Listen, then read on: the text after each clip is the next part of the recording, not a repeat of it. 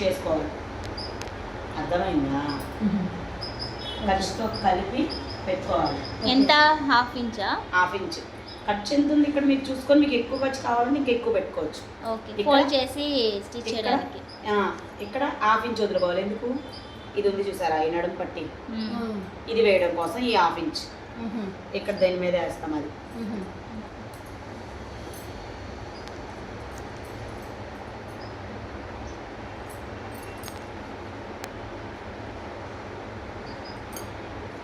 Next అదే half inch నుంచి పెట్టుకొని ఇలా ఈ పైన ఈ పట్టి ఏదైతే మెడ పట్టి వేసాం కదా, దానికోసం మళ్ళీ పైన ఇట్లా ఒక హాఫ్ ఇంచ్ వరకు మార్కింగ్ చేసుకోవాలి. ఒరిజినల్ ఇది కదా, ఒరిజినల్ కన్నా మళ్ళీ ఒక హాఫ్ ఇంచ్ పైకి తీసుకోవాలి.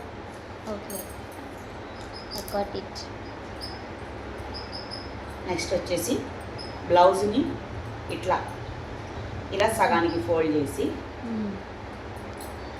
మళ్ళీ ఇలా సగానికి ఫోల్డ్ చేసి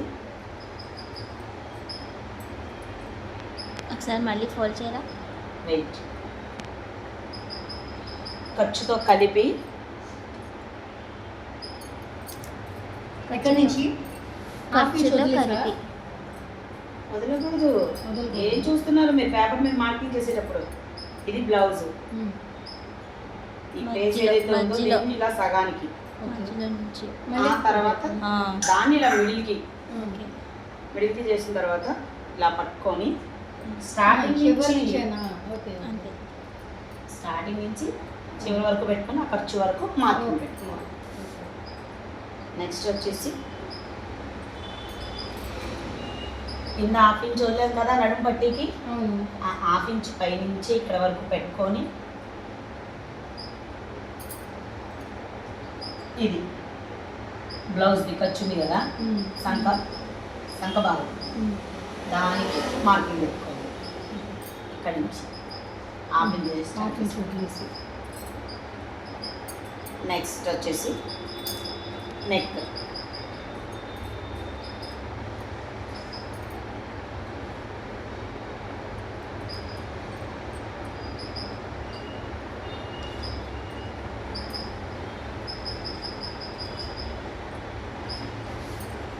ఏదైతే మెడ మార్కింగ్ చేసాం కదా మనము, ఇక్కడి నుంచి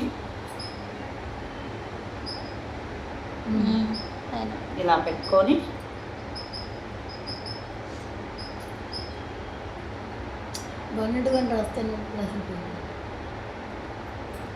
చూడండి.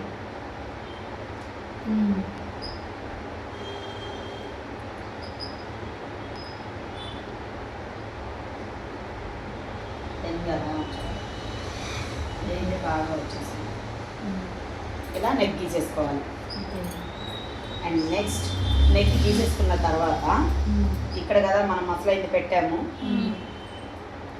ఆ లెంత్లోనే ఏ నెక్ ఎక్కడైతే గీసుకున్నామో అక్కడి నుంచి ఈ షోల్డర్ చూడండి, ఇది కొంచెం ఒక పావు ఇంచు వదలాలి. దీనికోసం మీ మెడంతా మెడపట్టి అంతా వేసినప్పుడు ఈ ప్లేస్ లోపలికి వెళ్ళిపోతుంది. సో మెడ రావడం కోసం ఈ పావు వంతు వదలాలి. నెక్స్ట్ ఇక్కడ ఖర్చు మీకు ఎంతవరకు ఉందో అక్కడ వరకు పెట్టుకోండి, స్టిచ్చింగ్ ఏదైతే ఉందో. ఓకేనా? ఇప్పుడు స్కేల్ లేదు కదా, సో ఇప్పుడు మార్కింగ్ కలిపేసుకోవడం.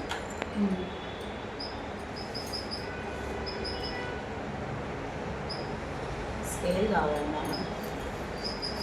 పేపర్ పెట్టి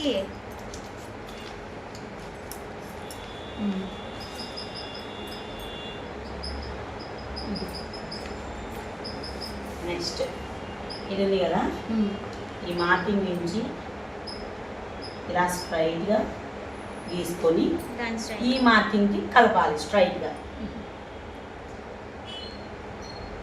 ఓకే, ఈ మార్కింగ్కి కలిపిన తర్వాత ఇక్కడి నుంచి ఈ మూల నుంచి 1 ఇంచ్ తీసుకొని స్ట్రైట్గా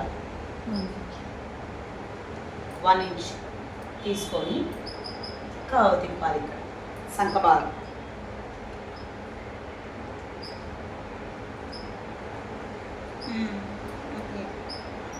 ఓకేనా?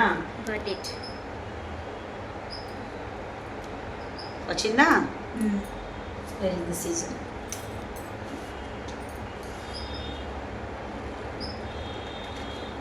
నెక్ గీసుకున్నాం కదా మనం, ఆ బార్డర్ పక్క నుంచి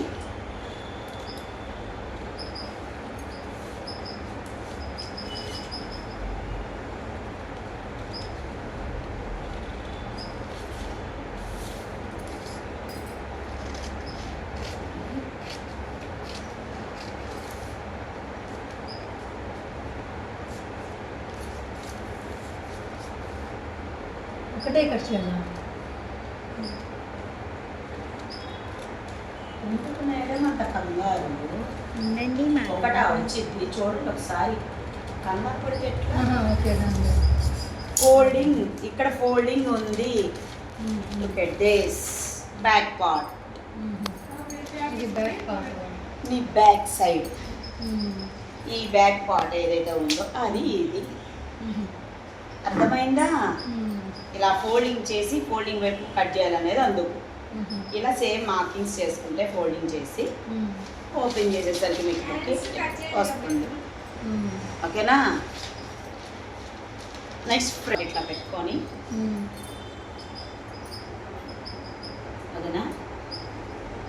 ఎంతవరకు ఉందో అంతవరకు. ముందు బ్యాక్ పార్ట్ చేసుకోవాలి. ఎస్, బ్యాక్ పార్ట్ నుంచి as it is first of all గీసేయండి. యాజ్ టీజ్ ఎలా ఉన్నదో అలా గీసేయండి. ఓకే, క్రాస్గా పెట్టుకుని తీసేయాలి. యాజ్ టీజ్గా గీయండి. తర్వాత నెక్స్ట్ ప్రాసెస్ ఉంటుంది. ఇది ఇలా ఉంది కదా, ఇది ఫ్రంట్ వచ్చేసి ఇలా సగం వరకు గీయండి చాలు. ఈ రౌండ్ తిప్పద్దు, ఇది బ్యాక్ రౌండ్ కదా. ఇక్కడ వరకు ఇది ఈ గీత వరకు గీసారు కదా, అది ఎందుకలా తిప్పకూడదు? చెప్తారు వెయిట్. ఈ గీత ఉంది చూసారా, దాన్ని ఇంకా పెట్టుకోవాలా? ఈ గీతని ఇలా పొడిగించండి. ఓకేనా? ఇలా పొడిగించిన తర్వాత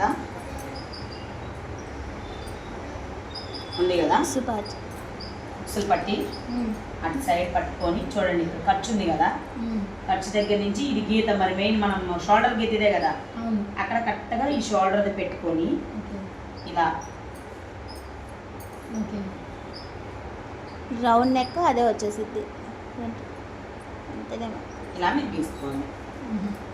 అర్థమైందా? మీకు ఫ్రంట్ కిందకి దింపుకోవాలి, పైకి ఉంది నాకు దింపాలి అంటే దీన్ని ఇలా ఇంకొంచెం కిందకి దించుకోవాలి. మీకు పైకి కావాలి, అసహ్యంగా కనబడకూడదు అంటే దీన్ని ఇట్లా కొంచెం పైకి పెట్టుకోవాలి. అర్థమైందా? అలా. నెక్స్ట్ థింగ్,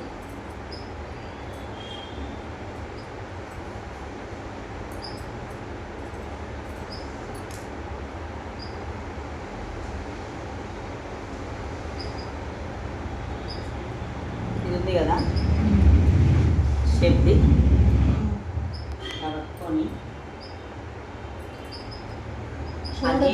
షోల్డర్ గీత దగ్గర నుంచి షోల్డర్ పెట్టి ఇది ఎంత వదలాలి? హాఫ్ వదలాలి. ఏంటి మేడం వదలడం ఉండదు, ఇంకా వదలడం ఉండదు మేడం. నాకు కనిపించట్లేదా? షోల్డర్ ఆల్రెడీ మనం స్టార్టింగ్ లోనే ఇక్కడ అంతా వదిలేదు కదా, అది అడిగి మేడం ఒక నిమిషం, ఈ పేపర్ ఉందా, ఇది ఎలా ఉందో అలాగే ఇది ఏది ఉందో గీసారు అంతే అంతే. గీసేసాను, as is. అంతే అసలు అంతే. మీకు అస్సలు ఐడియా లేదన్నమాట దీని మీద, అసలు లేదు. అందుకని మరి అది అస్సలు ఐడియా లేకపోతే ఎట్లా మరి? అందుకని జాగ్రత్తగా మైండ్ పెట్టి వినాలి. ఇక్కడ నుంచి ఇది ఉంది కదా, ఓపెన్ చేసి ఇలా గట్టిగా లాగేయకూడదు, జస్ట్ ఇలా నార్మల్గా లూజ్గా ఇలా లూజ్గానే ఉంచి ఇక్కడ టస్క్ ఎండింగ్ ఉంచేసారా, ఆ ఎండింగ్ మార్క్ పెట్టుకొని తర్వాత దీన్ని సగానికి మడిచి, ఈ చిన్న ప్లేస్ ఉంది చూసారా, దాన్ని ఇలా సగానికి మడిచి దీన్ని పట్టుకొని మళ్ళీ యాస్టీజ్ షోల్డర్ దగ్గర పెట్టి ఇలా స్టిఫ్గా లాగితే అక్కడికే మార్కింగ్ రావాలి. వచ్చిందా రాలేదా? సగానికి పెట్టి ఓకే ఓకే వచ్చిందా? యాస్టీజ్, దట్స్ ఇట్. నెక్స్ట్ ఏదైతే లూజ్గా వదిలేరు కాబట్టి ఇందాక. మీరు ఇక్కడ దాకా పెట్టుకున్నారు కదా, అవును. ఇక్కడ నుంచి ఇది ఎక్స్ట్రా కావాలంటే ఇలా పైకి తీసుకోండి అని చెప్తా అవును. మామూలుగా. ఎప్పుడు ఏదైతే మీరు నెక్ ఫ్రంట్ పెట్టుకున్నారో అక్కడి నుంచి ఒక 1/2 ఇంచ్ వదలాలి. ఎందుకు? సేమ్ ఇలానే లోపలికి Folding. కాబట్టి ఫోల్డింగ్ కోసం. ఆ ఫోల్డింగ్ వెళ్ళింది కాబట్టి ఆ ప్లేస్ వదిలేసేసి ఆ క్లాత్ వెళ్ళడం కోసం ఇలా పెట్టుకొని ఆ లైన్ మీద ఈ మిడిల్ నుంచి చూసారా కనిపిస్తుందా? ఆ మిడిల్ డాట్ దగ్గర ఒక డాట్ టక్స్ అంటారు అవి, అక్కడ. ఓకేనా? Okay okay. తర్వాత ఇది ఉంది చూసారా, దీనికి మళ్ళీ ఖర్చులో పోయిద్ది, మడతేస్తాం కదా. ఈ డాట్ కన్నా కొంచెం ఒక 1/2 ఇంచ్ పైన ఒకటి, దీనికేమో స్ట్రైట్గా, దీనికేమో ఈ కుట్టుకి ఒక 1/2 ఇంచ్ పైన. ఓకే. అర్థమైందా? ఓకేనా? డన్. ఓకే, దెన్ ఇప్పుడు చూద్దాం.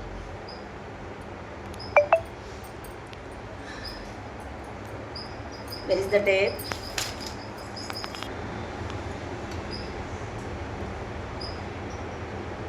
ఎంత ఉందమ్మా? 3. 3 నా? 2.5 ఉంది. సో ఈ కింద డాట్ ఉంది చూసారా, ఆ డాట్ నుంచి 2.5 ఎక్కడ పెట్టా చూసారా, ఇక్కడ నుంచి ఇక్కడికి 2.5 కరెక్ట్గా పెట్టుకొని 2.5కి ఒక మార్కింగ్. సో ఇక్కడ 2.5 వచ్చింది కాబట్టి ఇక్కడ 2.5 or 3 పెట్టుకుంటే చాలు. ఎవరికైనా మ్యాక్సిమం 3 ఈ చెస్ట్ ఉంటేనే 315 హెవీ చెస్ట్ 330 ఓపీగా ఉంటే వాళ్ళకి మాత్రమే పెంచాలి తప్ప, లేకపోతే మ్యాక్సిమం ఈ 2.5కి మార్కింగ్ చేసాను చూసారా, అక్కడి నుంచి 3 పెట్టుకుంటే సరిపోతుంది. ఇక్కడ నుంచి 3. ఇప్పుడు ఈ మార్కింగ్ నుంచి ఇలా కలిపి ఇది ఈ 2 మార్కింగ్ని మ్యాచ్ చేస్తూ ఇలా కలిపాం కదా. నెక్స్ట్ ఇంకా పేపర్ చాలలేదు, చివరి దాకా ఉంటే సరిపోయేది. చూసారా, ఈ ఖర్చు ఉంది కదా, ఖర్చు ఇక్కడ నుంచి ఖర్చు ఇది ఉంది కదా, ఇది దీని ఖర్చు ఉంది కదా, ఈ ఖర్చు వరకు లేదా ఖర్చుకి ఒక 1/2 ఇంచ్ పై వరకు పెట్టుకొని ఇలా కలిపేయడమే. ఇలా అర్థమైందా? అక్కడ పేపర్ చిన్న ప్లేస్ కటింగ్ పోయింది కానీ ఇది ఫ్రంట్ పార్ట్ కటింగ్.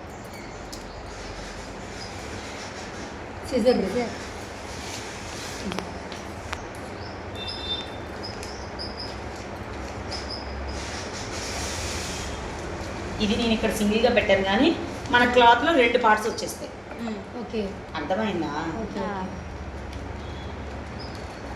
రేపు నా బ్లౌజ్ తెచ్చి చూపిస్తాను మీకు కావాలనుకున్నది.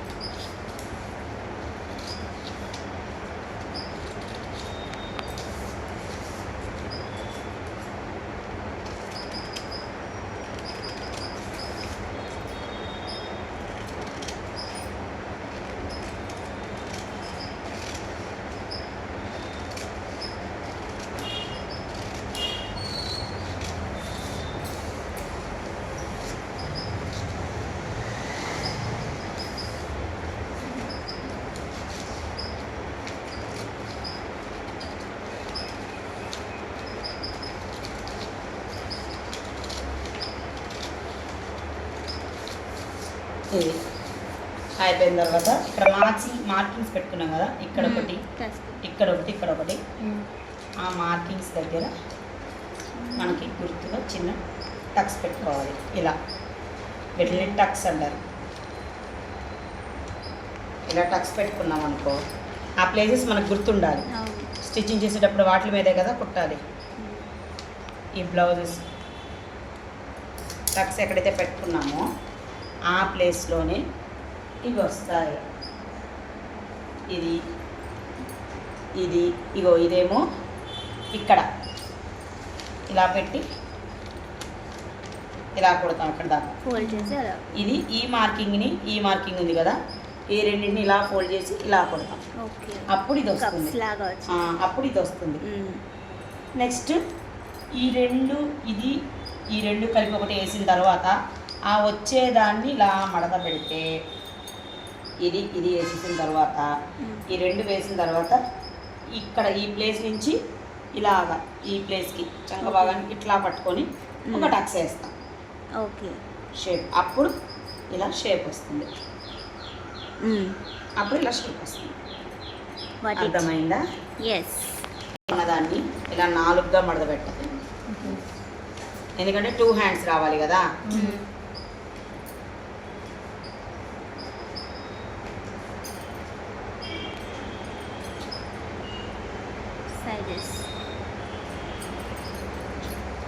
మామూలుగా అయితే ఇక్కడ ఊరికి చిన్నది కటింగ్ కోసం చూపిస్తున్నా, చాలా అట్లా. మామూలుగా అయితే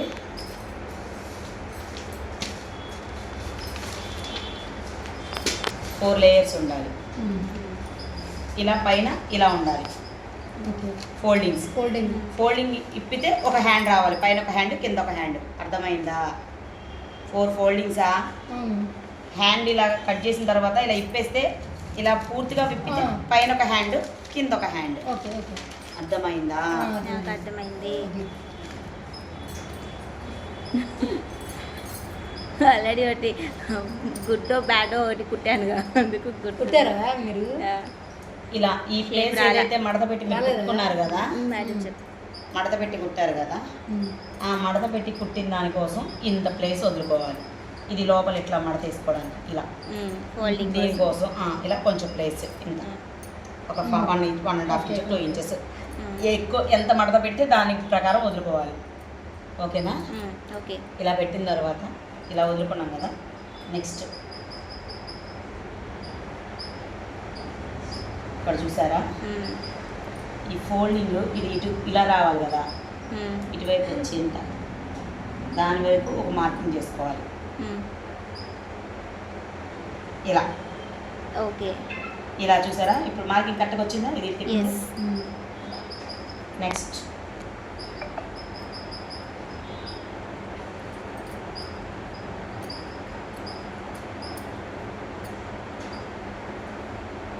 ఇలా ఒకటి ఖర్చుతో కలిపి.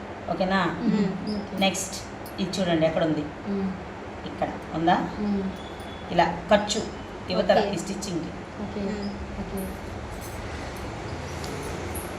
ఇప్పుడు ఇక్కడ నుంచి ఇక్కడ వరకు ఇది ఒకటి ఉంది మధ్యలో షేప్ దాన్ని హ్యాండ్స్ ఇలా వచ్చింది కదా. ఇలా చూస్తే ఇగో ఇక్కడ ఒక స్టిచ్ ఉంది కదా, దానికి ఒక మార్కింగ్ పెట్టి అది రౌండ్ షేప్ రావడానికి హ్యాండ్స్కి ఇలా ఇలా స్ట్రైట్గా లైట్గా గీసుకొని ఇక్కడి నుంచి కర్వ్ తిప్పాలి. ఇలా కొంచెం లైట్గా తీసుకొని ఇక్కడి నుంచి కర్వ్ తిప్పాలి ఈ పైన ఉన్న మార్కింగ్.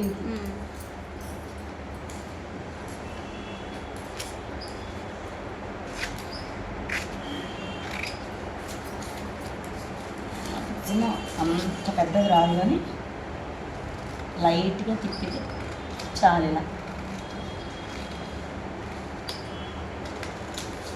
వచ్చిందా? ఇందిట్లో నాకు కరివేంక వస్తుందా రాదా?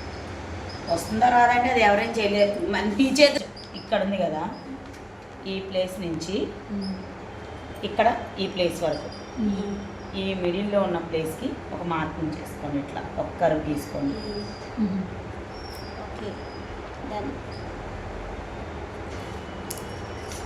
సరిగ్గా చూడండి, 4 కట్ చేయకూడదు, 2 కింద వదిలేయాలి.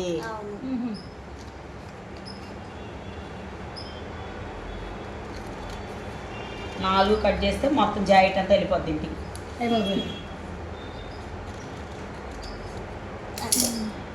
ఇది లోతు. ఇది ఏ ప్లేస్ అయితే ఇలా కర్వ్ వచ్చిందో ఆ కర్వ్ సైడ్ మీరు ఒక మార్కింగ్ పెట్టుకుంటే ఈజీగా మీకు గుర్తుంటుంది. ఆ మార్కింగ్ ఉన్న వైపే బ్లౌజ్ స్టిచ్ చేసేటప్పుడు, హ్యాండ్ స్టిచ్ చేసేటప్పుడు మీరు జాగ్రత్తగా చూసుకొని ఇంటూ ఎక్కడ పెట్టింది ఇటు కదా, ఆ మార్కింగ్ ఉన్న సైడే ఇలా ఫ్రంట్కి రావాలి. ఓకే. ఇదే కదా, ఇలా స్టిచ్ చేసేటప్పుడు ఇలా పెట్టుకొని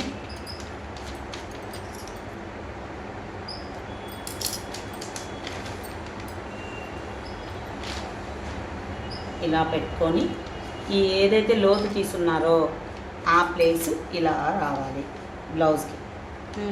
ఇలా ఈ ప్లేస్లో వచ్చిందంటే మీకు ఇక్కడ సంకలో బొస్క రాదు, టైట్గా పట్టడం, లూజ్గా ఇంతంత పైకి వచ్చి ఉండడం అట్లా ఏమి ఉండదు. అది దానికోసం ఈ లోతు. ఓకే. ఓకేనా? అలానే ఈ హ్యాండ్ కూడా స్టిచ్ చేసేటప్పుడు సేమ్ అంతే, ఏదైతే ఈ లోతు పార్ట్ ఉందో అది ఫ్రంట్ వైపు ఉండేలాగా చూసుకోవాలి. ఏదైనా లోతు తీసింది ఫ్రంట్ వైపు ఉండాలి. ఇలా ఓకే. స్టిచ్ చేసేది. Okay, done. That's it.